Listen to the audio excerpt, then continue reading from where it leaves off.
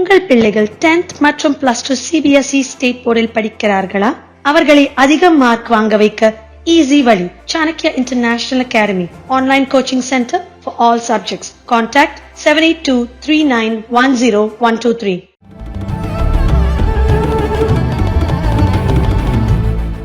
Festival, literary festival, and it's a real joy. And over the next, I think we have about 40 minutes or so, I thought we would spend it discussing about, in general, about the art of writing and literature, and focus entirely on, or substantially on, Ratan's new book that has just been released, RSS, Conflict Revolution, sorry. Yes, as I said, please excuse the Isti Halwa Badam. It was absolutely gorgeous, honestly. That Badam Halwa is best in the world. Conflict Resolution the RSS way. So can I begin, Ratan, by asking you about the way the book, and I've read the book. In fact, I have been fortunate enough to provide a quote for the book as well. It was really wonderful to know so much about, and I have to confess here that a lot of what I know, maybe 90 to 95% of my misgivings that I had about RSS, who doesn't? In fact, I would say even most of the RSS people also have misgivings about RSS. They should be the first people to read Ratan's book. But so it all started, I think, 4-5 years ago, when we were just having a discussion and I was being critical of some policy or the other of RSS. And then Ratan was saying, no, this is the thing. I said, Kyo tumne PhD kari RSS mein? He said, yes. And it's turned out to be right. So I have read now 3 of his books regarding RSS, and they've really opened my eyes. And they've given me the confidence that I can walk up to an RSS guy and I can discuss, I can criticize RSS. And this is something which is amazing, that I can be really critical of, and I have. I mean, it's public platform and I have criticized RSS. I have praised them as well. But now reading Ratan's books has given me the confidence to talk about facts that RSS did or did not do. And I've even quoted Sitaram Goyal to Mr. Ram Madhav on his face. It was quite embarrassing. But the fact is, I think that is what I have gleaned from Ratan's your books. So do you feel, let me begin by asking you, do you feel it was a very long, drawn-out process, this art of focusing on, what to tell about the RSS, given that there is so much that one could tell, but RSS itself doesn't want people to know? Thanks, Anand, for this introduction and appreciation, so I can relax. Regarding the books, actually, I have been a Swayamsevak from childhood. And in between, I have been taking responsibility. In between, I'm out of responsibilities. So during one of the phases, always, when you were young, you did wonderful programs. You saw huge RSS programs. Nothing was covered in the press. Nothing came out. I remember one incident when there was a huge camp in UP with about 90,000 people. Flawless, wonderfully organized. A report I see is about 4 or 5 hapless Swayamsevaks in their, undergarments taking bath under a tap. And this is the big, so nothing about the camp. And that is how RSS is presented or represented by the people. Such things used to, disturb that why it is why covered. Okay, RSS was what you call Prasiddhi Parangamukh, away from the publicity, did not want it till 1990. In fact, there was no media cell in RSS. And Guruji was very much against it, who was actually the guiding force when RSS, I would say, took rebirth in 1949 after the ban was lifted. And he said, just do your work, it will speak, don't get into argument with anybody. And I remember one incident during this partition. Of course, in partition, RSS Swayamsevaks lost in their lives, they saved families, they saved lakhs of people in Sindh, in Punjab, Jammu Kashmir, etc. And this was not really on the public platform. There is a book called, A.N. Bali's book called Now It Can Be Told. This book is by a professor from Lahore who saw everything. He was eyewitness to the entire partition process, how what Jinnah did, what Gandhi did. And he published a book in 1949, I think, foreword by Master Tara Singh. And the book then disappeared. I am told that book was removed from the bookshelves by Nehru and his groups. So book was not available. When I was doing my research, I got a copy of it. So I came to know. So these people wanted the release of the book in Jalandhar, I think, when Guruji had gone. He refused. And in that book, it is not RSS book. It is just one chapter where it says Friends in Need. That is all about RSS. Otherwise, it's a wonderful book. Now it has been reprinted by Prabhat. It's a book you should read. You will understand the exact situation there with a lot of data and information by that professor, A.N. Bali. So he said, did you serve your mother last night? Did you take care of her? He said, yes. The person who wanted the book to be released, not A.N. Bali. And he said, but I didn't read in the newspaper. He said, why should it be in the newspaper? Exactly, he said. He said, why should, when you serve your motherland, when you serve a family, why it should be in the news? It's part of your duty. And he said, in fact, in one of the meetings to the RSS Swayamsevak, they were all young people. RSS average age at that time is 25, 26. He said, I know I have not appreciated you. And you know I have not, really given you compliments for the work you have done, but that is your duty. What I am doing is my duty. So why publicity? From that position to the position in 1990 when media cell was open, till that time everybody had a field day, criticizing RSS, calling fascist and whatnot. So these were very costly years. I would say from 1949 when Congress went hammer and tong against it, leftists, communists, etc. And RSS did not respond. I was born in that era when I was working in RSS. It always hurt me why nothing comes out. So then when Mohan Bhagwat became the Sarsang Chalak, there is a news item in Times of India saying Mr. Bhagwat has become Sarsang Chalak and RSS being secretive organization, etc., etc. So I wrote an article, what is so secretive about RSS? It was appreciated well. Before that, I had edited nearly 10 books. I had written many articles, but book never came to my mind. So that idea clicked and I wrote the book Secrets of RSS. Idea was to tell people what RSS is. I was not in a regular work of RSS at that time. So basically it's thinking, it's work on the field, it's physical organization, how it organizes people. So that was the starting of the journey. And then I think more needs to be told. So I kept on writing, then slowly new ideas came up. The first book was written as I was 54-year-old. And this is the seventh book. So it has been a continuous journey. I try to cover different angles. There is hardly any repetition in the book. And in fact, You don't look a day older than 40. thank you so much. So Guruji was asked once some question. He said, after working in Sangha for 20 years, I think a little about RSS I know now. So it's an organization with huge presence. 60,000 regular shakhas, weeklies, Masik Milan as you call it, different organizations, 36 all India organizations, 130,000 seva works, then work in every possible dimension of whether labor, whether religion. So to understand it is to understand these people. This organization is totally built on people. It is not built on intellectual heft. It is not built on huge thinking. If you read Dr. Hedgewar, he was supposed to be speaking from the heart. I know of 2 cases of people who have written that we met Dr. Hedgewar and we simply surrendered to him. And he was a huge man, black with pockmarks, and he would hardly give speeches. But his dedication, right from a revolutionary to Congress worker to RSS founder, he founded RSS at the age of 34. All this has created a kind of very different organization which needs to be told. I think RSS has been, one is that RSS is lacking in communicating. Second is, as I put in the first book, the wheel of secrecy is put by the media also, as if it will hurt people. So let not Anand know what is RSS, it will hurt him, he will get corrupted.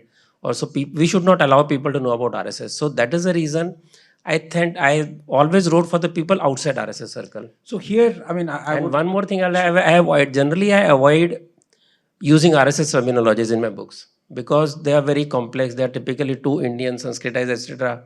And people don't understand half the time. It's like talking to people in Latin and they know English.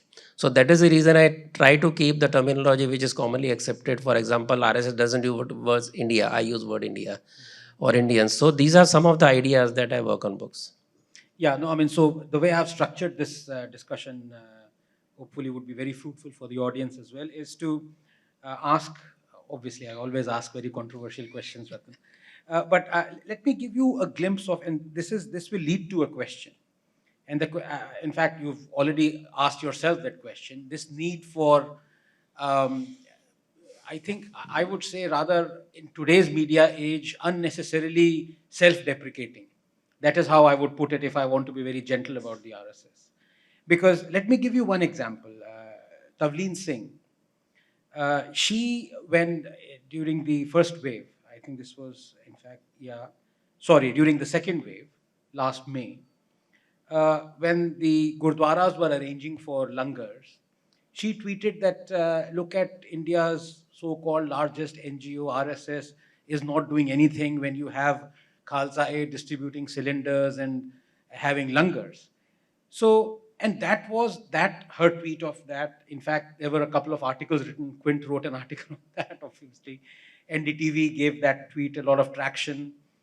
That tweet circulated for a day, and then I did some research on my own because RSS kept quiet, even though RSS has a Twitter handle, even Mr. Bhagwat has a Twitter handle. And this is what I tweeted: 507,656 RSS volunteers set up COVID relief at 92,656 locations, distributing 46.63 million food packets, opening 483 treatment centers. This was in the first wave. Did it the same in the second wave. Help giver and help seeker neither give nor seek ideology, only help. And what I mean to say is, yes, I mean, there is an applause, but it is, I see it as an applause not for me, but as a man who had to dig up these numbers. It took about a day, and God knows how many RSS brochures I had to go through it. The question, Ratan, is that if the RSS had a PR machine or an organization, they could have dug up these numbers, within half an hour of Tavleen's tweet and corrected that false narrative. That false narrative was not corrected, and God knows, maybe it went beyond our shores.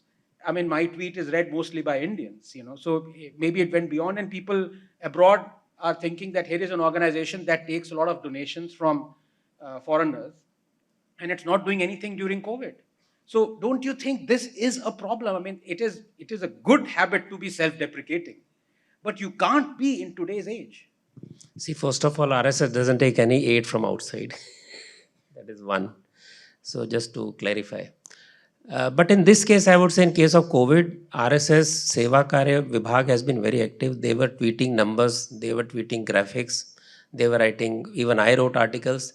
And it was known, I don't know whether, what happens, as I said, that people simply don't want to acknowledge. So all the numbers were there, all the figures were there after the figures came. I think within a month or so, figures started coming in. We had figures from Mumbai, we had figures from Delhi and all over. And it takes time. In fact, a lot of vaccination drives were also done by. So a lot of data has to come. See, we can't circulate, made up figures. So all the figures that are tweeted by Seva Bharati are figures which are confirmed by the people on the field, that we have done this, we have done that. And these were very clearly available. I remember I talked to TV channels, do some coverage. Half of them did not do it. Only a few did. And I would say in 2-3 English channels, I saw 2-3 minutes of coverage.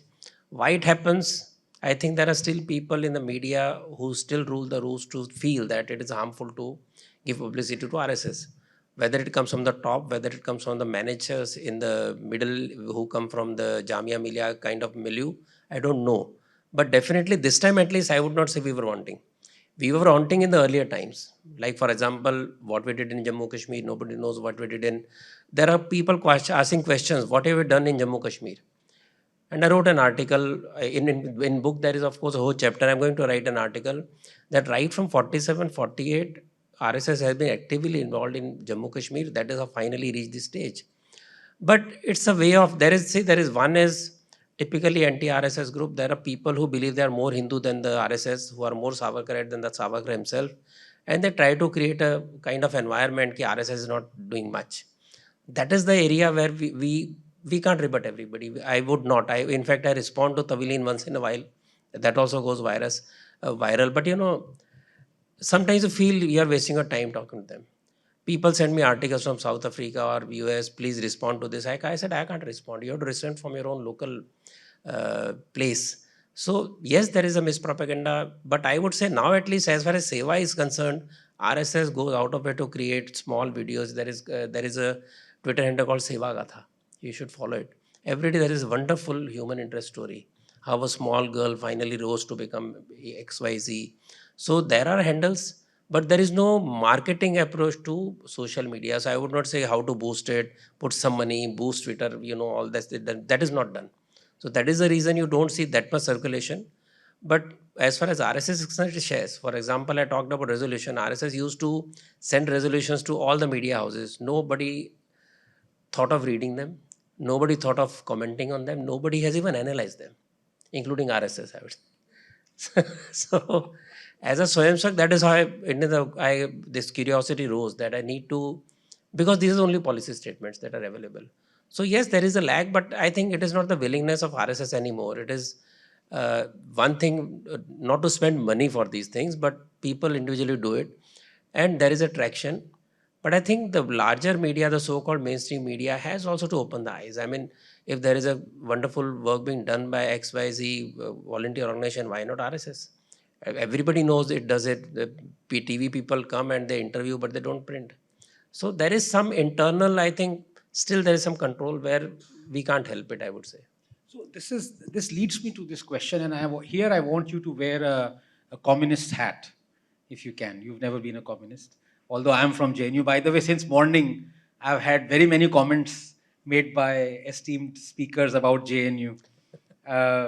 Yeah, I want to clarify that I'm on the other side of the Iron Curtain of JNU, so please don't deride JNU that much. So if you were to wear a or a leftist hat, which would be torn and not washed for a month or whatever it may be, why Jaded, do you, I would say. jaded, red in color. Why do you think are people scared of the RSS? What is it that RSS wants that scares people? I'm not asking you to be a rational right-winger. I'm asking you to be a hopelessly irrational, illogical, chauthi fail communist. Can you do that?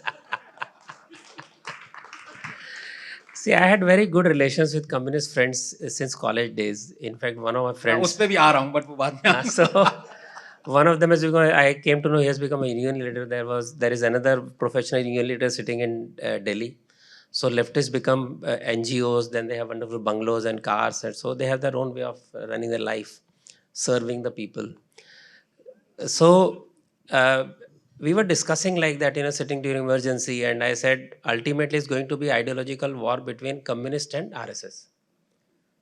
Because these are the two ideologies that are today, ultimately these are two ideologies. Everything else is not an ideology. Congress is not an ideology. No other party has an ideology. So ultimately two ideological ends is RSS, which is rooted in nation, and Communist Party. Sorry to interrupt you, but because you said NGO, here is the data. And because I am a data man, so in India, there is one doctor per 1,282 Indians. There is one policeman per 943 Indians. But there is one NGO per 400 Indians. Actually, I should not ask you trade secret. Is always I am surprised the kind of data you dig up. Whether Anand Ranganathan has his own archive, like Mitrokin archives, or he has a knack for mining data. It's hugely surprising. I also tried to dig up data, but I'm nowhere near him. Just 10% of his. Even then, when BJP spokesperson called me once, he said, "Sharda ji, kahan se data laate ho? Mujhe bhi de do." So I had to give him data. As I say, Anna data Mahaprabhu. But so, yeah, you were saying about what scares them.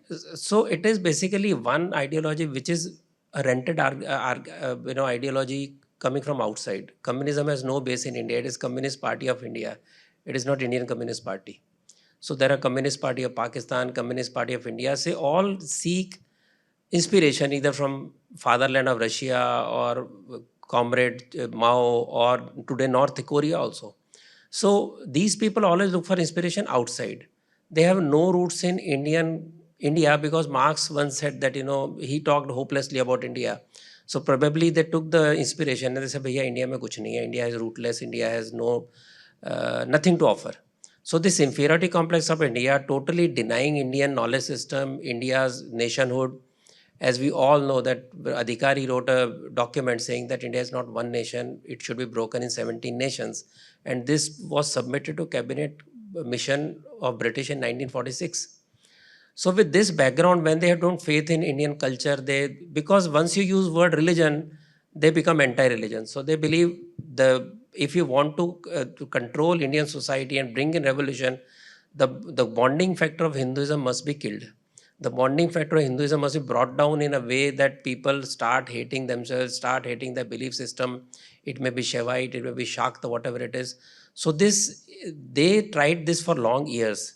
But somehow the roots are so deep, they have not been successful. While on the other side, RSS says that India is perennial nation. It has got at least 10,000-year-old history, which is documented. I haven't talked of undocumented. People talk of lakhs of years. I don't believe them till it is proven.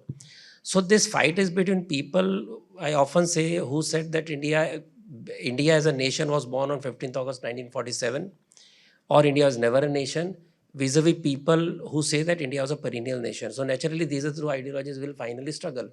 So communists, having found that this is the roadblock to their victory in India, the supposed revolution in India, naturally they hate Sanghis, and then they ridicule them. They say they have no ideology, they have no intellect, etc., etc. But basically, this is their fear, that because they have kept, RSS has kept, the Hindu Renaissance and continuously put a society into action. So RSS says we are not an organization of the Hindus, we are organizations in the society.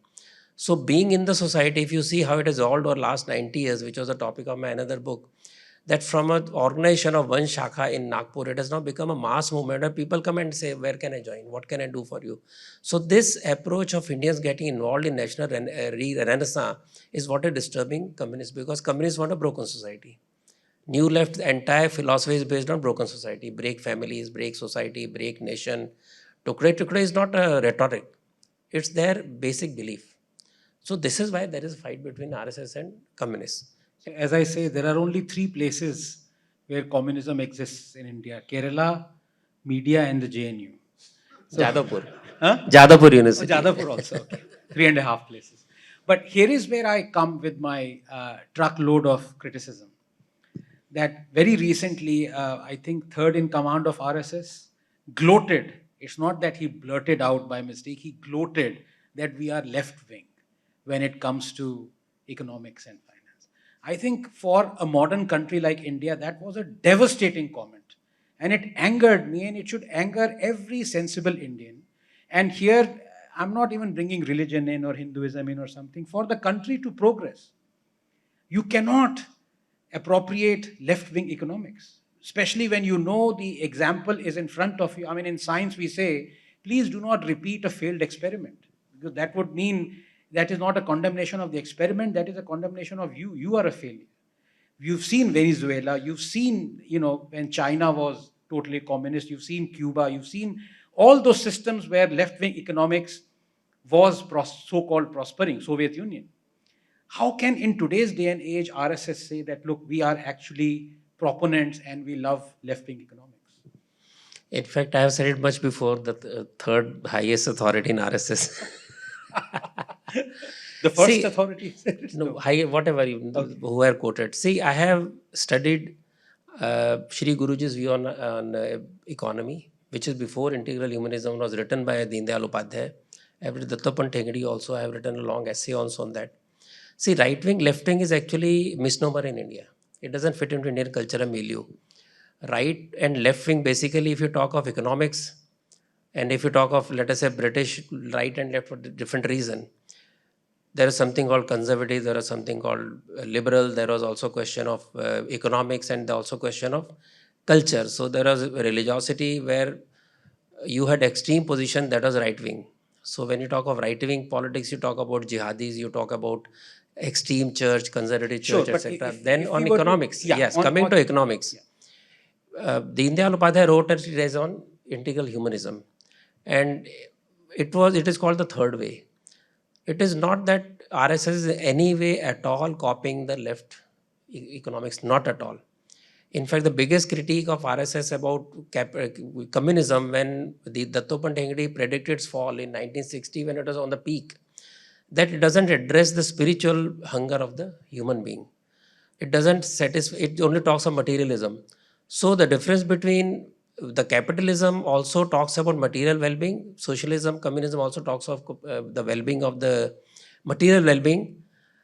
Both of them difference is who owns the means of production. Capitalism says an individual has the means of production, is absolute right to have the means of production, and the communists say that it should be state control. But ultimately it is same. Beyond there is nothing. And having seen the end result of the capitalism as well as communism as was coming, RSS said the third way is that you follow Hindu way of life. I will not get into details, but RSS does not support state control. RSS does not support nationalization. RSS believes in small scale industry, believes in decentralized economy. So when you talk of these ideas, these are not rightist, right? No, so these are not right wing, because absolute, we don't talk of absolute right to capitalism or individual to control any level of wealth. We don't support and either state control or totally free hand to industry.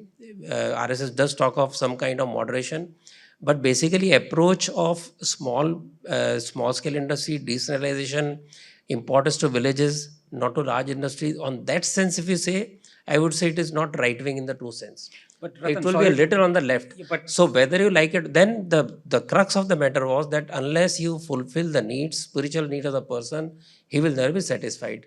So lust or hunger for material satisfaction will never result in a happy society. With that idea, that integral humanism was written. And human being cannot be cog in the wheel of either industry or a communist party. Again, there we differ from the communist and capitalist thinking. So if we go deep, when we say left wing or we say left of the center, it does not mean at all that we follow communism. It does not mean at all we talk of totally uncontrolled capitalism. I would be a terrible anchor because I'm embarrassed when I want to interrupt him. But so what you're saying is complete antithesis of what the person who shall remain nameless, third in command, said. Because he was clearly for state control, and he even gave an example. He said that the vaccination, the price should be decided by the government. The scientists and the private companies who've made the vaccine would have no control in deciding how much they should charge for it. And he is, of course, against the GMO. He's against all sorts of, he is for nationalizing banks. So what you say is what RSS stands for. That guy is third in command of RSS. So there is a dichotomy there. See, RSS has got so many. Either you are second in command of RSS, we don't know. This is so much for RSS being a secretive organization. He is number 2 in RSS. So he supersedes number 3. Then it's fine. See, I would say RSS has not taken any clear economic policy, policies. No, come on. Now, just wait a moment. No, listen to me. I have to interrupt. सुन तो लो ना, सुन तो लो. आगे तो सुनो. आप तो अर्नब मत बनो. अभी मैं लड़ाई. I'll tell you. I so wanted this. I really want Swadeshi economics or Swadeshi Jagran, which is supposed to formulate the structure of Indian economic systems.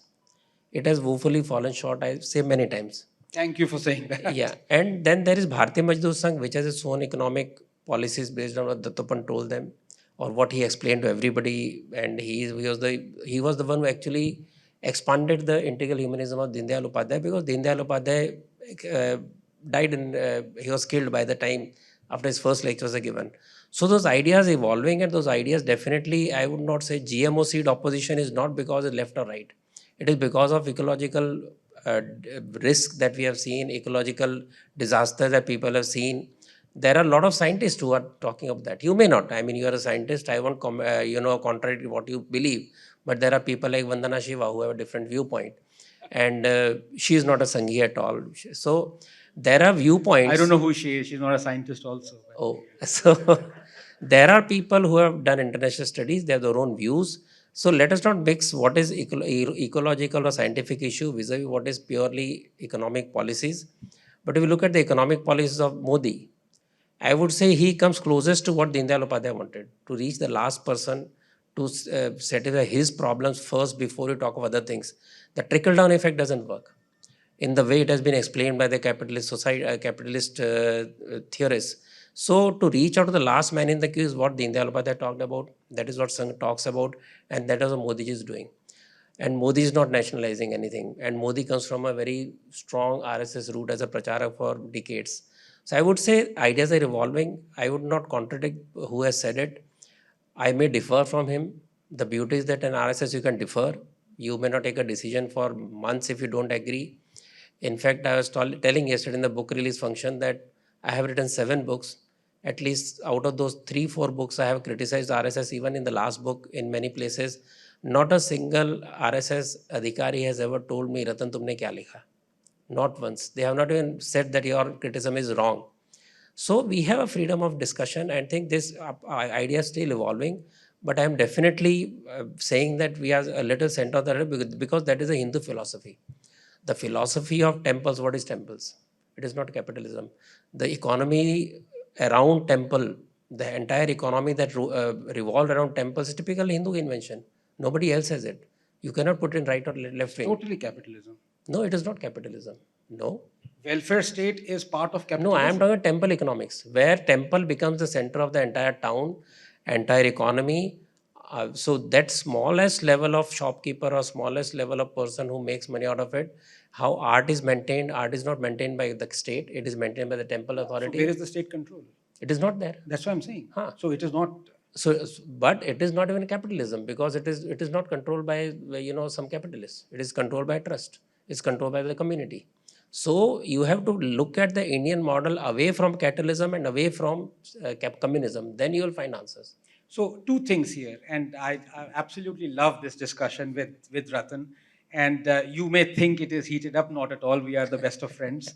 We love a bit of a punch up. And I don't know why, these damn Norwegians are so overrated at being called ace negotiators, because he is, according to me, he should be called wherever negotiation is important or required. Russia, Ukraine bhi ye jaake, I think, negotiate kar sakte hain. That is what his conflict resolution is. So, even though इनके मन में लग रहा होगा वो कौन है जो नंबर 3 जिसने सब contradict कर दिया मुझे. But see, I'll give another example. So 2 things. No, I'll give one more example. Just a moment. There is an example of LGBT. I'm forgetting all my questions, Ratan. But anyway. But I want to confuse you. So there was a question of LGBT which came up, criminalization of laws and all. So there was heated discussion going on. I went on TV, I think NDTV. And I said that NDT, we believe Are you paying penance for that? So, no, I said Tritriya Prakriti. I talked about that. I talked about how Ayurveda recognizes, the sexual orientation of a child based on how it is born, etc. And so she said, but is this RSS view? I said, it's not RSS view. It's the Hindu view of life. It's the view of science. And we have been talking about for years. So RSS would say what the Hindu scriptures say, what our knowledge system says. She was totally surprised. And then this guy, Karan Thapar, was shocked. He said, RSS has changed the view. I said, there are no views. An issue came, I discussed what is there in our knowledge system. And after 3 weeks, Dattaji Hospitali said the same thing. So it is not that we differ, we come from the same thinking. But on a particular issue, somebody may have said something. As I said, we have open forum, we do talk. In fact, when Mohanji made the statement about if we are not this, if we don't have the Muslims, there is no Hindutva, he talked about Khan DNA. I wrote a small note to him about what I liked, what I did not like. And he acknowledged it. So there is a continuous churn, there is continuous discussion, but I would say economic policy has not yet been defined by RSS, including Swadeshi Jagran, Bharatiya Mazdoor Sangh. They have their own views. Bharatiya Mazdoor Sangh Labor Union. There is Laghu Udyog Bharati, which takes care of the small scale industry. And I would say because RSS is not in the ruling, RSS doesn't govern, it need not have a economic policy, but people influenced by it should have policies. Ratan, here is this Laghu Udyog Bharati, and I think it is this or some other labor organization.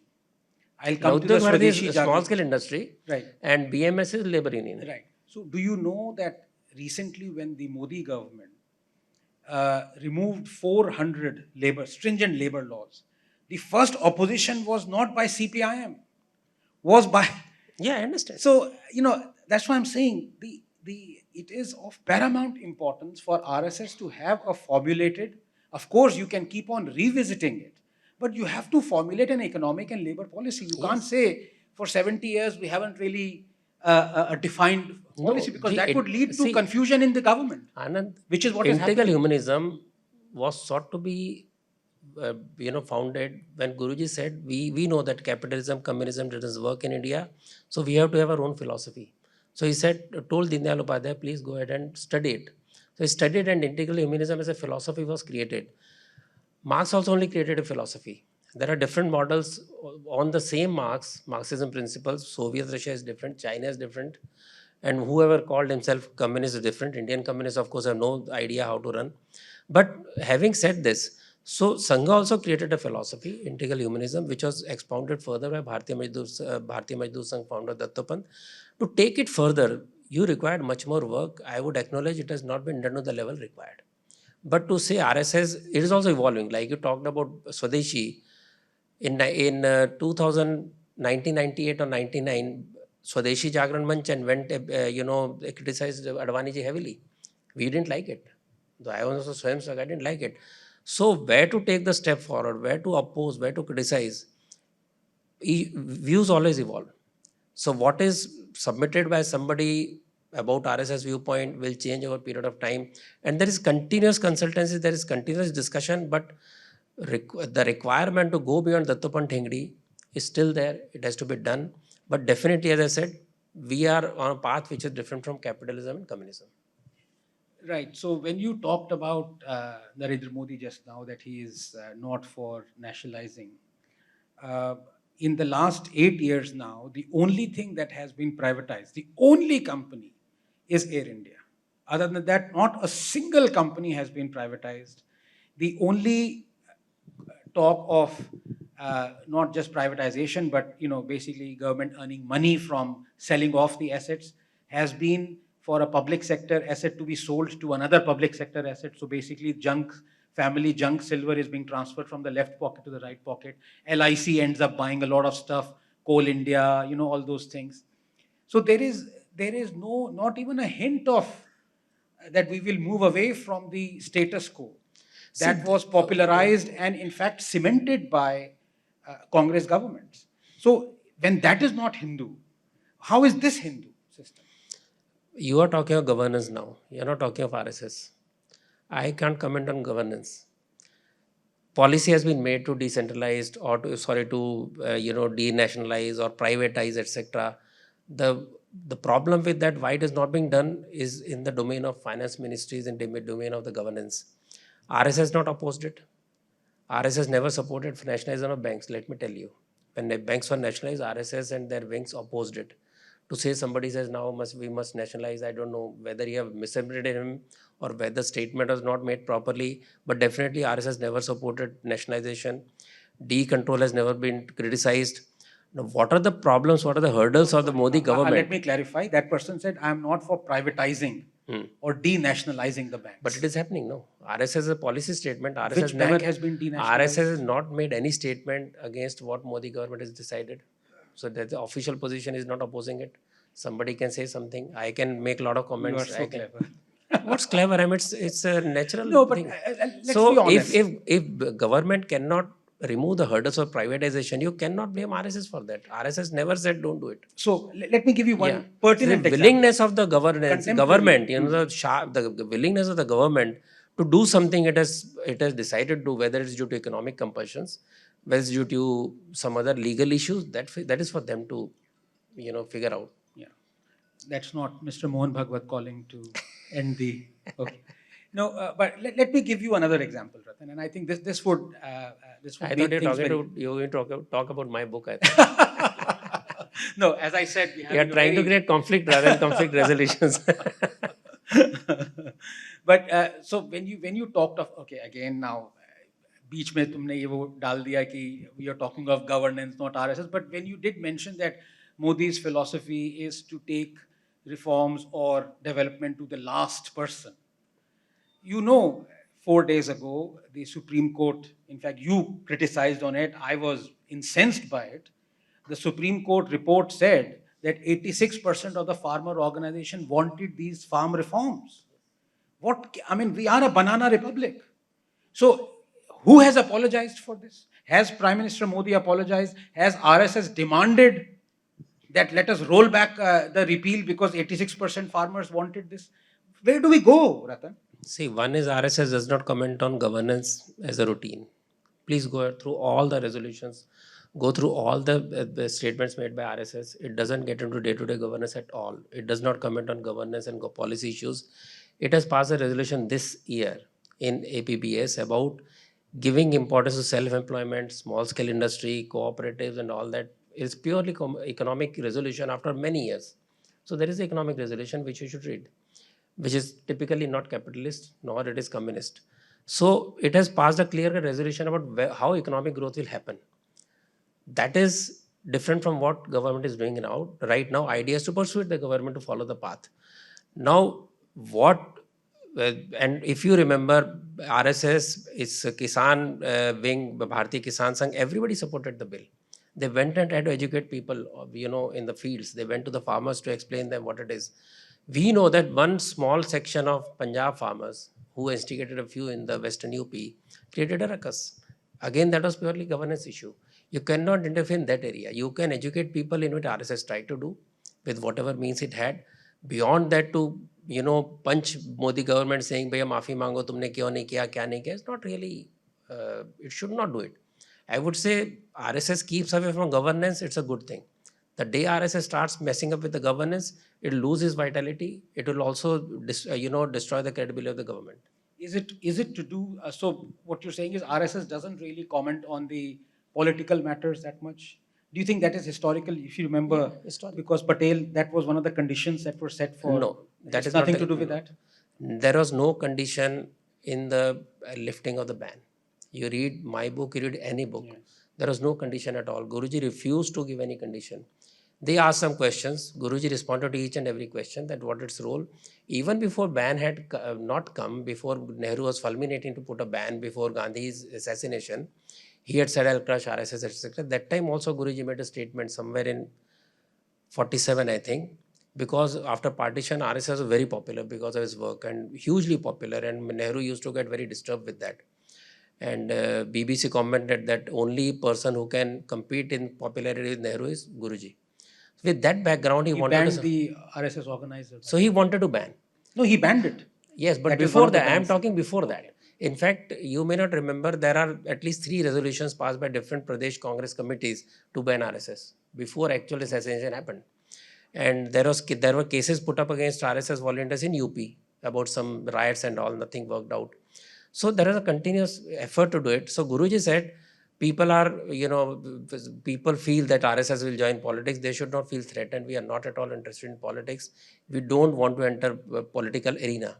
Even during the ban, when young people like Bala Sahib Dera said, we'll have to form a political party, K.R. Malkani started writing an organizer, Guruji did not support it. Even when Shyama Prasad Mukherjee came to seek support for his party, Bharatiya Janata Sangh, Guruji was reluctant.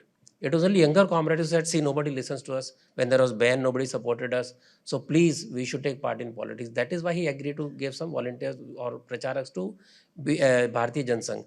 So with this background, if we see that RSS knows that politics is just one part of the huge national life.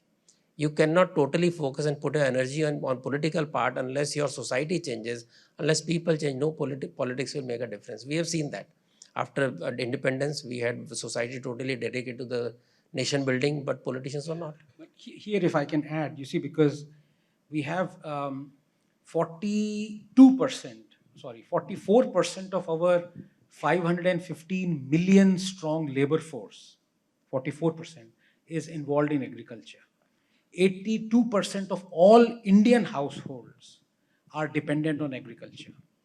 So when you say there are things beyond politics, I would say talking of agriculture, wanting agriculture reforms is something that is it, and it knows that 86% of the farmer organizations wanted these farm laws, but they were silent. They were not on the streets protesting that we want them. That is why Supreme Court didn't hear them. But now that we know the truth, don't you think it is imperative on an organization that wants well for India, to do well for India, India to do well, should take this up and say that, look, we are not concerned about 3 million arhatiyas or middlemen in Punjab, but we are concerned about 44% of our labor force. We are the RSS. We want these reforms. This is the only way where India can frog leap and so many nations, and the quickest way to a middle income economy. Don't you think it is imperative upon RSS to? See, a lot of things are not shouted on the rooftops, they have worked. For example, we talk of temple control, there's been a lot of discussion. You have been shouting, we have been shouting, I have been talking about it. We don't know that there are discussions going on with acharyas. Last time when I came to Chennai, next door there was a meeting going on for 2 days with Acharya Sabha, with very knowledgeable RSS people, Vishwandu Parishad people, how to take it forward. If the temples are decontrolled, what happens to the management of the temples? Because there are so many kinds of ownerships. There is no noise about it. But there are continuous discussions going over last 2-3 years. I'm very sure it will happen. But we need to have definite social ways of working out. If it is a community and temple, what happens? If it is a private temple, what happens? It's a temple of a particular sampradaya, what happens? Similarly, when you talk of farm changes, these changes have to be educated, and on that RSS always keeps on working. So rather than shouting or rather than declaring intent on in the newspapers and making comments, RSS works on the field silently, trying to change the people's perception. You talked agriculture. So do you think RSS, state ke through aayega? just a moment. RSS has been working for the for agriculture improvement for last so many years. Organic farming, small scale irrigation projects. People talk about large scale irrigation projects. If you go to Maharashtra, the most successful was Shivar, which was basically digging of small ponds, reviving the small rivers and nalas. It was done by Devendra Fadnavis. So that improvement at the very last level of, I would say, rural life, rural development, and various kind of farming techniques, teaching them the various farming techniques, alternatives, all these things were done by small micro irrigation, small scale irrigation, on which RSS people are working. So working at the social level without tam jam and without noise is one thing, and which RSS has special wing for the farmers also. That is different. Educating people is another field where RSS has been continuously educating people, educating different stakeholders. I would not be surprised if we are told that there are organizations who went and met these farmers, talked to them, but it was totally politically motivated agitation, which was in the hand of people who wanted to create ruckus around it. You know that The very nation well. suffered. Yes, definitely. But then answer is to create conciliation. See, When I talk of you resolution, mentioned Mr. when I Fadnavis. talk of resolution, you have to reconcile people's interests and slowly bring them to a common table. I think I would rather, admit today that when farm bills were introduced, it needed much more open discussion in the Lok Sabha before it became a law. If people wanted it to go to select committee, nothing was done for 20 years, let it go to select committee, but give a deadline, because it gave an excuse to people saying that we were not heard. And now if you look at the Supreme Court report, there are some minor corrections in the farm law which could have been easily incorporated had people been heard. So pushing through the law may be one of the reasons. Purely my personal view, it could have taken a little more time. It would have come out better. But the people who want to stop any development, they want to oppose every Modi move, would still have opposed. I can still say that. So whether this could have been done, I don't know. But any policy of Modi will be opposed. It will be criticized. Ruckus will be created, and somehow to make people with their anarchy. Now see, what was the reason for opposition? Not one clause, not one comma, full stop hurt anybody. But we had a huge agitation.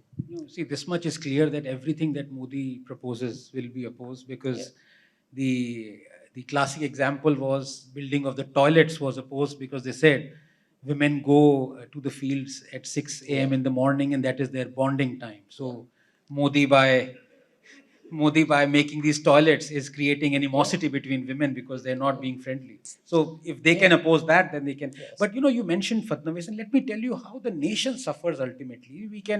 We are pontificating here, we are talking, and you're giving all the correct answers. You've answered everything, so I'm very happy with you. But sugarcane. Let me take the example of sugarcane and how devastating this whole concept of sugarcane is. India is the world's second largest producer of sugarcane. Every year, India produces 350 billion kilograms. Sugarcane takes 9% of the cultivated area, but requires 78% of the irrigation water. Okay, it is the most water-intensive crop. The amount of water required for cultivating sugarcane is equivalent to, and I've calculated this, equivalent to 10 Ganga Sagar dams 1 quadrillion liters. 1 quadrillion liters. And what happened to sugar prices? In the last 6 years, they have halved. Who has lost? India has lost. When politicians guarantee the equivalent of MSP, it's not called MSP for sugarcane, something else, MAP or something, SMP. They say it with pride that we have given this to the farmers. Fadnavis wanted to change that. He brought in a law that no farmer can just arbitrarily start sugarcane cultivation. You have to get not only from the government, you have to get it from the courts as well. You have to get an affidavit. And what happened? Within 6 months, I won't take the name of a very famous sugar lobby politician, but the thing was thrown out. So ultimately, Ratan, who suffers? That is the question. See, then Data sabke paas hai. yes. Solution kya hai? You know, Haryana government gave incentive to people to change their cropping pattern.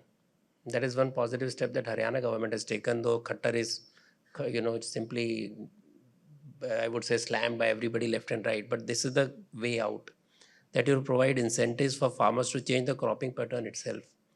As you rightly pointed out, Fadnavis wanted to do it, and there are vested interests because they have guaranteed income, they have guaranteed price, and sugar mill owners are rich, but sugar mills are bankrupt in Maharashtra. At one time, Maharashtra was truly a cooperative model where farmers prospered in the time of Vasantdada Patil, but now it has become totally, I would say, money-making racket. Hundreds of crores are siphoned off, and they have huge interest there, and because the farmers get some benefit they don't speak up. And it was an area which was desert, it was a water deficient area, monsoon shadow zone area. So at one time it served the purpose. To change that, we need a politics of development in the way Modi or Fadnavis are the represent.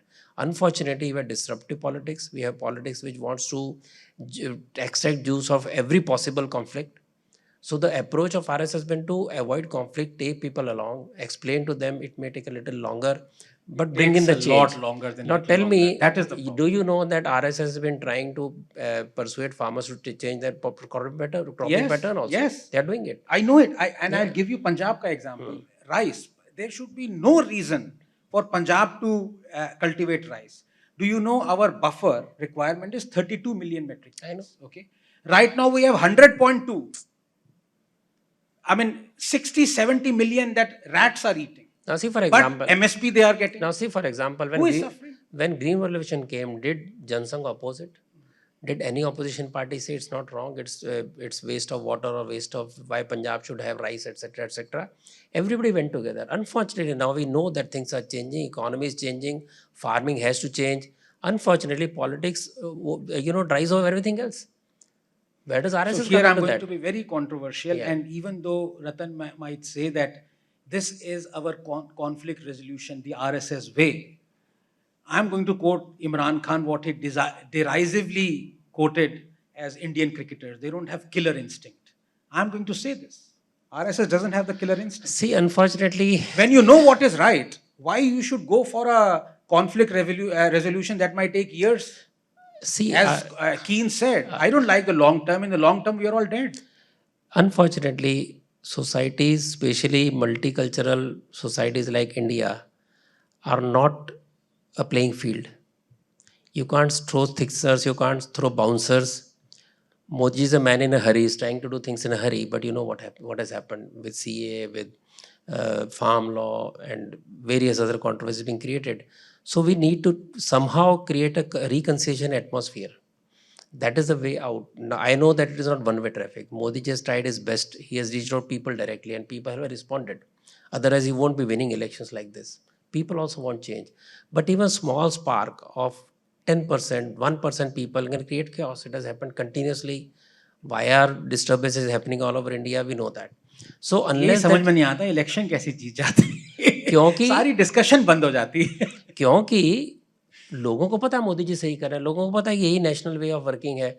Unfortunately जो caste politics है, the politics which is basically thriving on confrontation, creates an atmosphere that you cannot implement policies easily. Otherwise, it was Indira Gandhi, probably it may be, another socialist government, those few thousand farmers could have been kicked out from there. But in a democracy, we can't do that.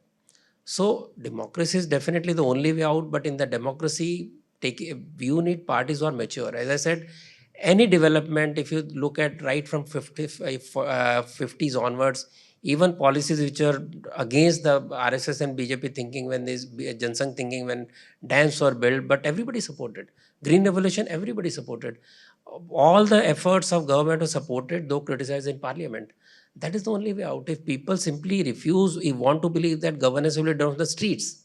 That is what the problem is now, that we want to have governance decided on the streets, not in parliament. That is where the genteel way of dialogues, of conversation, of understanding each other is missing now.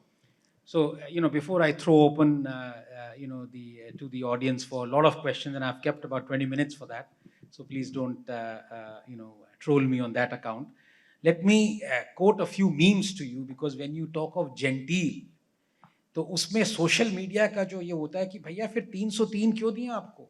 आप coalition government चलाते ना 20 parties के साथ, तब gentle हो सकते थे। फिर तो पॉलिसी बननी नहीं थी ना, वो तो वाजपेयी जी ने ट्राई किया था, पॉलिसीज नहीं बन पाई, क्योंकि वो इतना कोलिशन था कि जो मनमोहन सिंह ने कहा कोलिशन कंपल्शंस, धर्म तो बीजेपी ने कहा था। अच्छा कोलिशन कंपल्शंस मनमोहन ने कहा था, मनमोहन सिंह ने कोलिशन के कंपल्शंस है तो उसमें रह जाते। पॉलिसीज की क्लैरिटी है, पॉलिसीज लाई जाती हैं, बिल्स लाई जाते हैं, बहुत सारे पास हो भी गए, निकल भी गए, लोगों को पता भी नहीं है।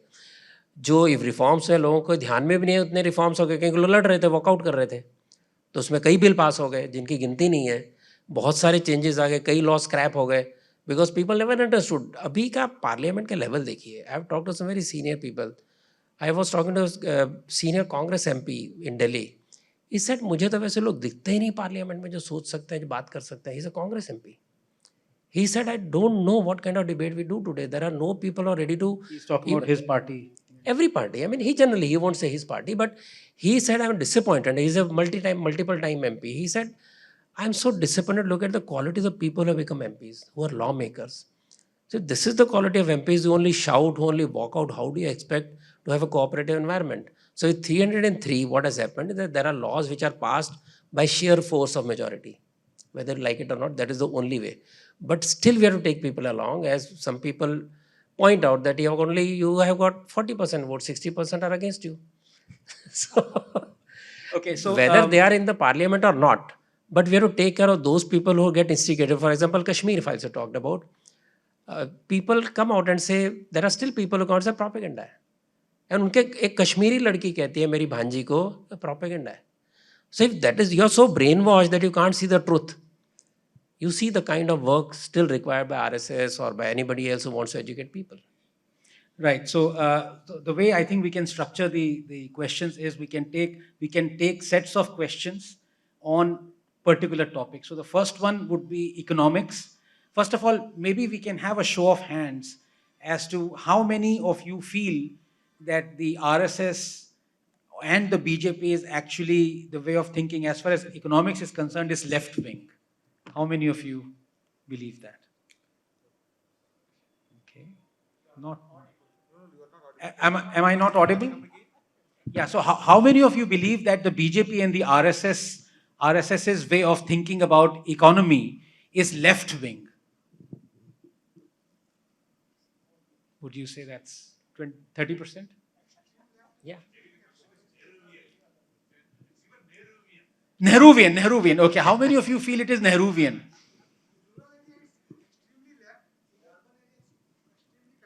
Okay. So we can start off with any questions that you may have. You can pass around that gentleman, please. Please address it to Ratan and be very specific about your question, please. You want to comment or you want to ask question? Because a lot of time what happens, people want to comment and give their own gyan. So you are welcome to give gyan. Yeah.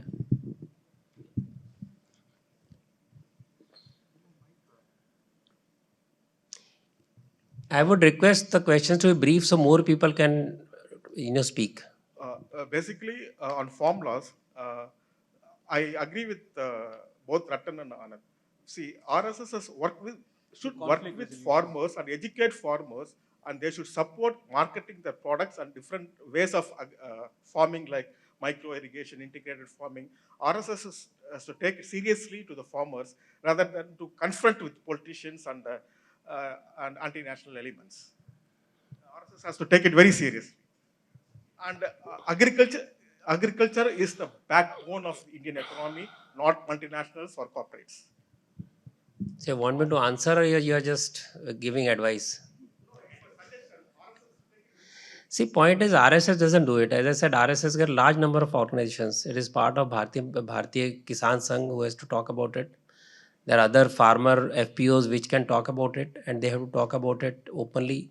And as I said, that particular problem lay only in one part of Bharat, a section of those people who are very voluble, very agitated, and very violent. So to say you can't put that across, as you already know that nearly 86% supported. How much to bow down to the violent elements? What price should we pay for law and order, for taking people along? That is the question. Question is not whether RSS should go to A or B or whether Modi should speak to A or B. Point is, how much can we bend or to accommodate people who are out to create ruckus in the society, who are very small, minuscule minority? Disturbances can be created by a very small minority. Whether we should be firmly using police boots or lathi or whatever, or we should persuade them to see their own way. Now, for example, now today Punjab is asking for money. There is no money. Punjab from number 2 has dropped to number 16 today in economics. Should Punjabis not look at it? I am a Punjabi, by the way. I have seen a rise of Punjab from sand dunes in my area to green farms and to suffering farmers who don't know how to carry on. I have seen the whole cycle. But does the government see the cycle? Do the politicians see the cycle, or are they only making money? Politicians there are worth thousands of crores. But everybody wants to go out. Nobody wants to live in Punjab. I know people who are brilliant in the study, they say, nahi, bahar jana hai. That is a single dialogue for every girl or boy. Has any government thought of responding that farmers, big farmers sitting on the border, they have no child staying here. Most of them are in Australia picking fruits there. आप समझ रहे हैं, यहाँ अपनी खेती में बिहारी और UP वाला काम कर रहा है, उनका बेटा वहां जाकर वही काम कर रहा है ऑस्ट्रेलिया में. ये कॉन्ट्रडिक्शन, इसको समझे बिना, इसके ऊपर सोचे बिना केवल पॉलिटिक्स करेंगे तो पंजाब का फ्यूचर तो डार्क है ही. बाकी देश के अंदर फार्मर मान रहे, they know, I mean Chennai, in the other part of the nation, farmers understand. They understand the gravity of the situation. In Maharashtra, the fort of Sharad Pawar, there also mandis are opposed tooth and nail. They were totally in favor of the new farmer law because in the APMCs, they are looted, exploited. You can see receipts of people selling tons of fruits and tomatoes, and get so much amount is removed from cartage, brokerage and all that. They get 10 rupees, 20 rupees for 400 kg of tomato. There are receipts in the net. So this huge contradiction, how the farmers are being fooled by these politicians and creating ruckus, is to be understood. It is not that people get educated. Sorry, I gave away my mic, so I think that was a problem. But so here, let's have a show of hands again, because how many of you feel that this government has been woefully weak at dealing with the farmer issue and the illegal blockades? Almost everyone, Ratan.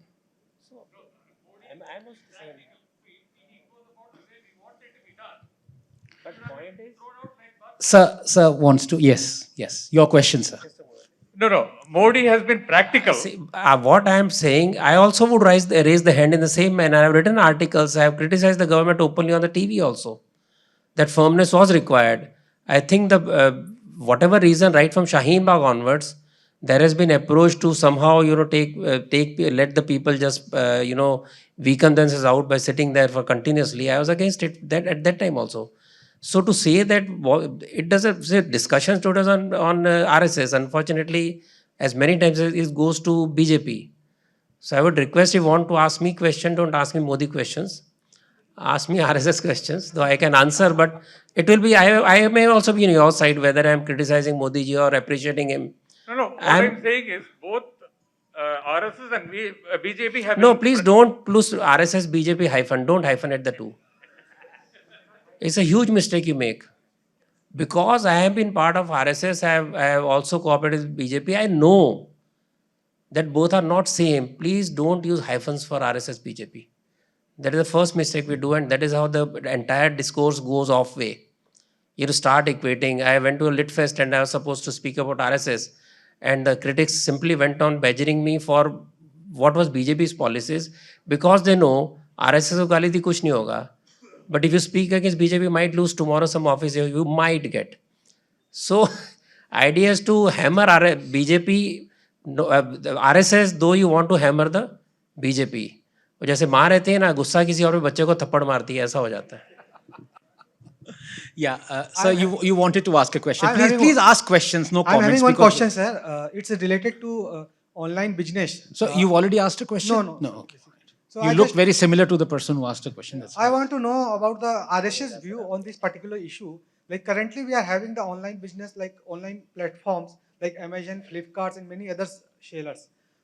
In India, we are having many grocery shops, many particular small shops related to clothes, related to grocery, and many other shops. Due to this online things, and through that shops, there is parallel economy is running. Like many dealers are getting some chunks of the profit, then it will go to some thela wala, then it will many people will go out to purchase, and like fuchka wala or some other shops, many street vendor will have the benefit when people comes out.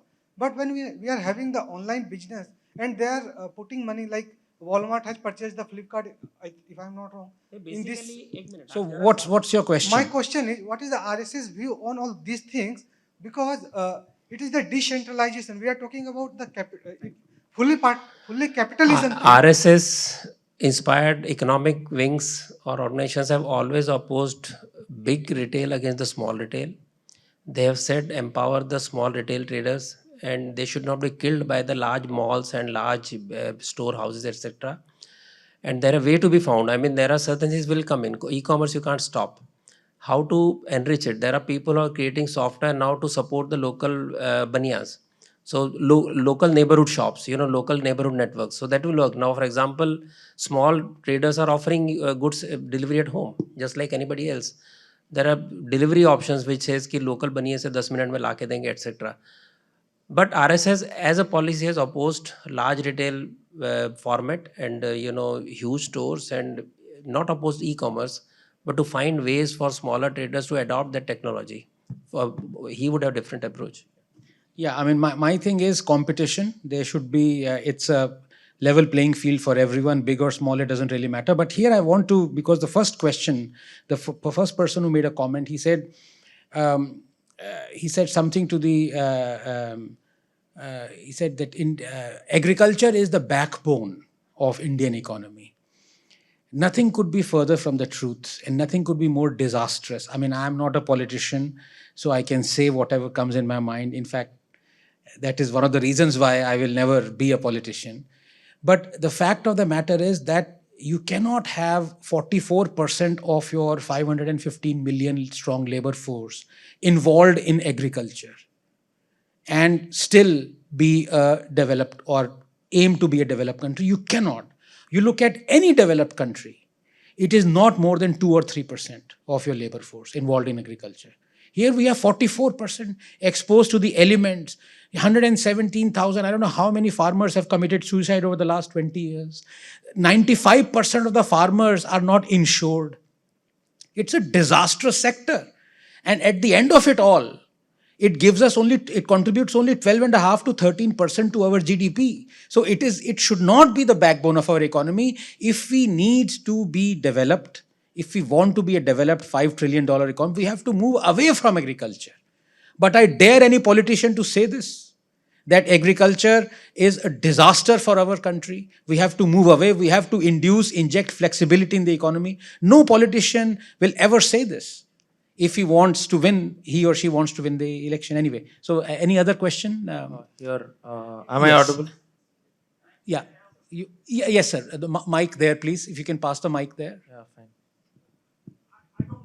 Oh, yes. Oh, great.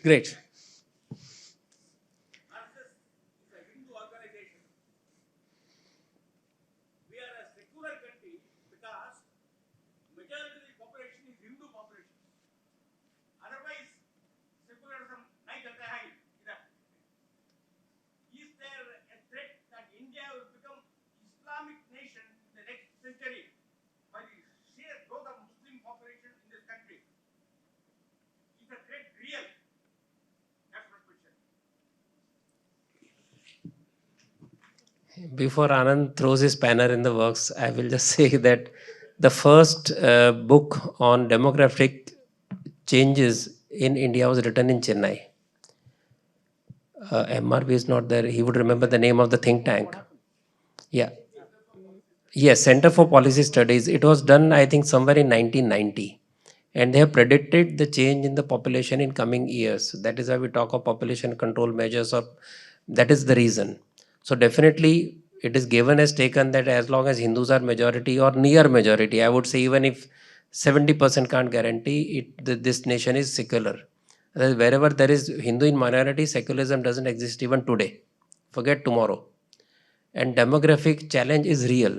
It is not debatable. People give different, figures that fertility rate of Muslims is going down, Hindus is going down further. Ultimately, it will match, etc., etc. But as long as Hindu culture survives, secularism survives in India, जहाँ Hindu घटा है जैसे देश बटा, wherever Hindu has become minority, that part is cut off from the nation.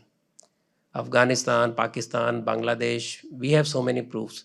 There is no debate about that. And population measures have to be taken, because if India has to thrive and survive today, every policy fails on what front? Sheer population pressure.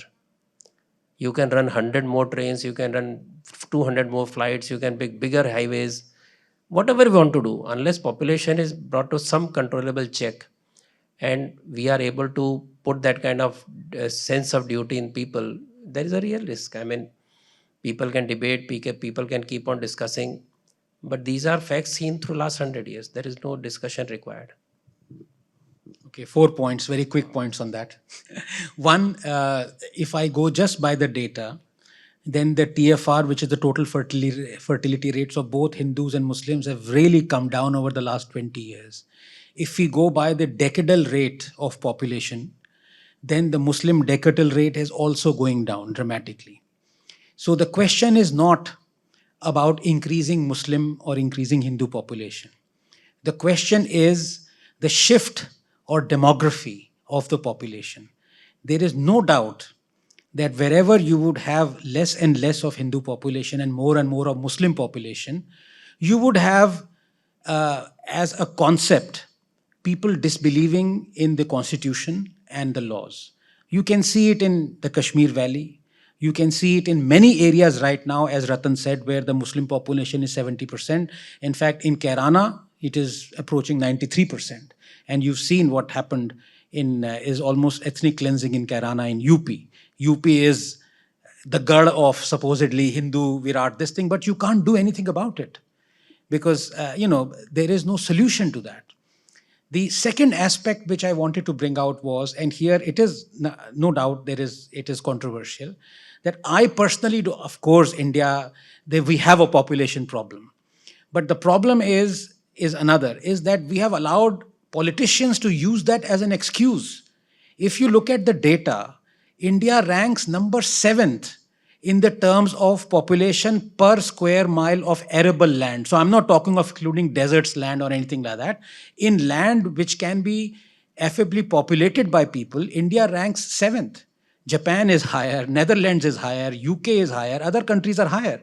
Politicians love this excuse कि अरे भाई हमें सिर्फ 2 बच्चे करने हैं, we are population explosion. No, the problem is optimal use of our resources for our population, and this is where the politicians are failing, not only in the last mile but in the first mile, in the middle mile. So there are two-pronged problem. One is, yes, the Muslim population is decreasing, so that is not a problem. The issue is that ghettoization of the problem of happening, and I think in that respect, even though at the cost of getting heavily trolled and abused, I recognize and I value what RSS is trying to do. RSS doesn't want ghettoization because RSS has realized if you antagonize 200 million people of your own countrymen, they are going to ghettoize. And what happens when they ghettoize? They will move to areas which have higher and higher Muslim population. And what will happen then? What will happen is that the other communities will move out. And what will happen? You will have hundreds new Pakistans. RSS realizes this. I've talked to people in RSS and they say this is the problem. Population explosion is not the issue. Demographic shift, ghettoization is the issue. So let's get two things straight. One, it is not the Muslim increase in population, it is actually decreasing. And two, it is not population explosion, but optimal use of our resources for the population we have. Can I ask? Just one point not related directly. I did a YouTube with a Christian, Christian clerics about love jihad problem of Christians we are facing in Kerala. So it is not question of just the community, it is question of aggression of the community. Should we increase the aggression, or should we find points of reconciliation, of coming together? So the Christians who came to me saying that we should put up a joint front of fighting this menace. 4,500 Christian girls of one particular denomination in Kerala have disappeared. And they said we are fighting it in an organized manner somehow. Point is that this aggression of communities to overpower others is the problem. If we are able to reconcile and we are able to find space for each other, this population numbers or religion would not be a problem. That is the solution that India had all through years. That is being resisted by the religious bigots, and those are the people you have to get over them. Okay.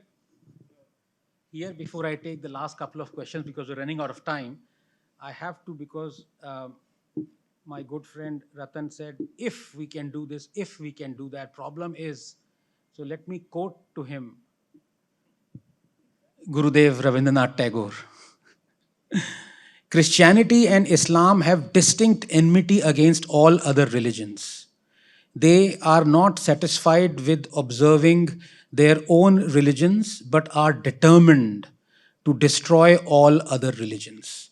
The only way to make peace with them is to embrace their religions. Rabindranath Tagore said this more than 100 years ago. So if you still feel, Ratan, things may change, I have a, Brooklyn Bridge to sell to you. But a couple of questions, last questions. Yes. He's been raising hands. Yes, gentlemen. Yes. Okay. Or are you not loud enough? Yes. See, one thing that has to be added is that what Rabindranath Tagore said, that situation, what RSS is today is based on today's strength of Hindu society, or the way RSS wants to strengthen the Indian society. So compulsions are there, but at the same time RSS believes, because if Hindu society becomes strong and strengthened, others will, come to respect the society and behave that way.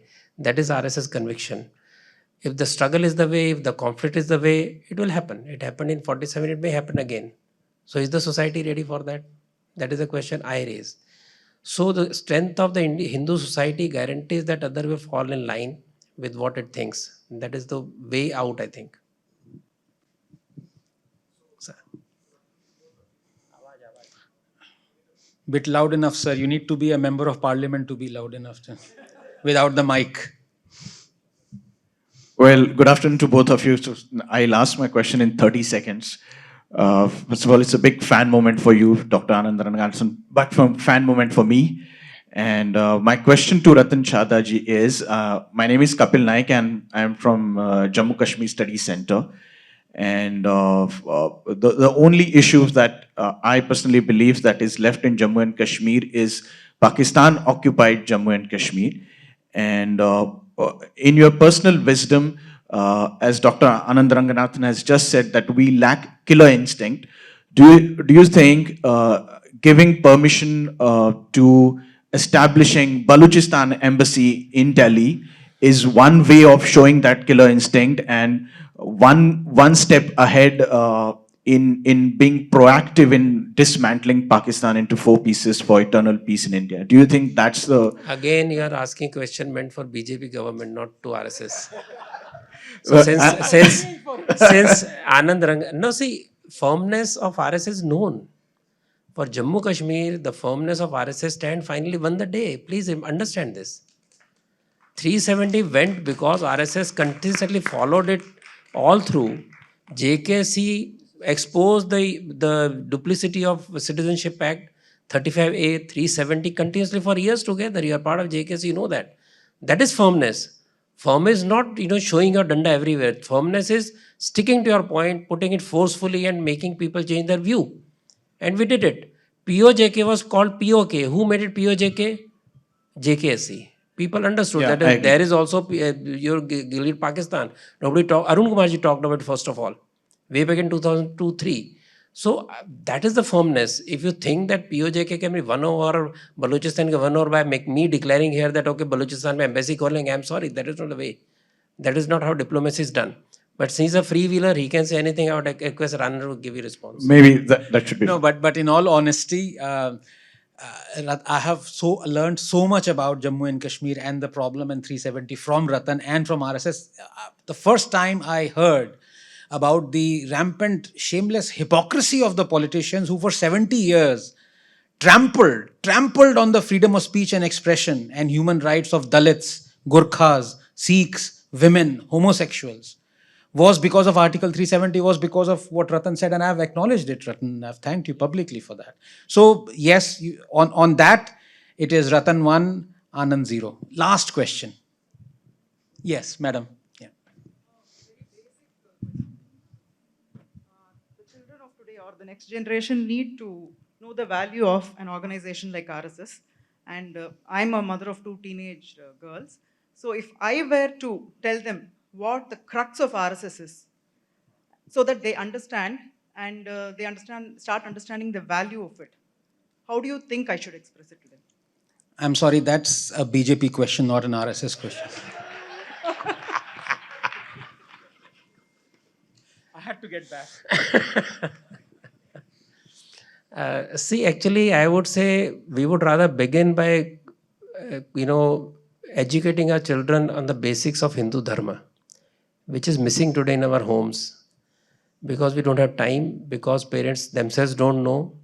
So beginning is to see, Sangh has started a activity called Kutumba Prabodhan, basically enriching the value system of the family and importance of family and giving sanskaras to the kids. That is the first step. RSS Shaka comes next. So giving them the information about the rich cultural heritage or spiritual legacy is what will inculcate in them the pride of this particular thing. My wife and a few other women are doing this work in Mumbai. They have taken up there is something called EPW period, I think, what ESW something. In that period, every week they tell them about the importance of the week, the Hindu calendar, the great leaders of the time, the freedom fighters, the various activity, the history which is not taught in school. And after initial resistance, now kids love it. Their parents love it. The principal loves it. This has moved to about 10 schools. It has gone to some societies also. So though they may not be able to go to Shaka immediately, once we start giving them the strength of our society, what has happened today, Hindu child goes out, he says, मेरे धर्म में तो कुछ है ही नहीं, बड़ा confusing है, इसको मानो, whom do I worship, how do I worship, why do I worship? There is very instructive YouTube on a girl who converted to Islam and then came back. You must have seen that. So a girl says, I used to ask my parents, why do you do this? What is the ritual? They would never answer. She got confused. She went to college, which was a Muslim-dominated college, a Muslim college. And then she asked the question to the girls. They were very firm about whatever they knew. They started telling her what Islam talks about, this and that. She got convinced because she had no conviction about her own religion. She converted, faced all the hell, then came back to Hindu religion, etc. So if we inculcate these value systems by using school period or within your own homes, then RSS follow automatically. RSS, way back in 76, I asked one of the first generation pracharaks, Bapura Moge, who brought Raju Bhaiya to RSS. I said, though no country in the world has an RSS-like organization, and since I was a young boy, I also felt evening I should go to market, have sip tea with people, ogle at girls, and I was sitting in Shaka, doing nothing. So I said, why RSS is required? It was banned at that time, emergency. He said, the day schools and college, the schools start inculcating the right value system and patriotism and values to the children, RSS will not be required. RSS is an artificial growth in the society because these value systems are not inculcated in the schools. So your children may or may not go to Shaka, but if you are able to inculcate these wonderful, things that we have done, right from knowledge system to spiritual systems to our religious practices, then they will automatically become Swayamsevaks. That is all I can say. On a much lighter note, just to finish up, because the question's been asked by a lady, I must disclose here that there was a meeting of people who would like to meet Mr. Mohan Bhagwat, I think 2 years ago, and I was one of them. And the question I asked him point blank, he was sitting, and I asked him that, why is it that a woman cannot become the chief of the RSS? So, there is this meme of Robert Redford that goes on for 15 seconds where the camera focuses on Robert Redford, and after 15 seconds, Robert does this. So Mr. Bhagwat did this to me. But The story is incomplete. Let me complete the story. Because when Bhagwat ji wanted to respond, he had already gone. Please sit down. Thank you, sir. To complete his very important statement, when he asked this, Mohanji said, where is Anand who asked the question? He had already vanished. So he said that women and men organization in RSS are running parallel. The day women organization feels that we don't need separate existence, we want to be part of RSS, we will consider it. But it is for the women to decide whether they want to be part of RSS or not. Secondly, RSS Shakha may not have women. Every other organization of RSS has many more women than all the women organizations put together in India today, including the best possible Pragatishil women and all that. So, and to take it further, in UK already Rashtra Sevika Samiti of that country and HSS have merged already. In USA, half the units in USA have become one.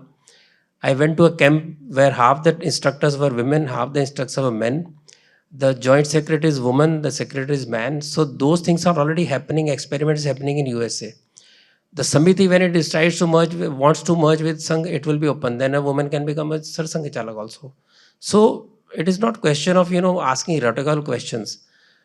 When RSS was born at that time, what was the man-woman relationship in the organizations, in the society, in the social organizations, and how it has moved on. So as one of the very senior pracharaks used to say, there is no woman in Shakha, but there are women in Sangha. But now even that has changed.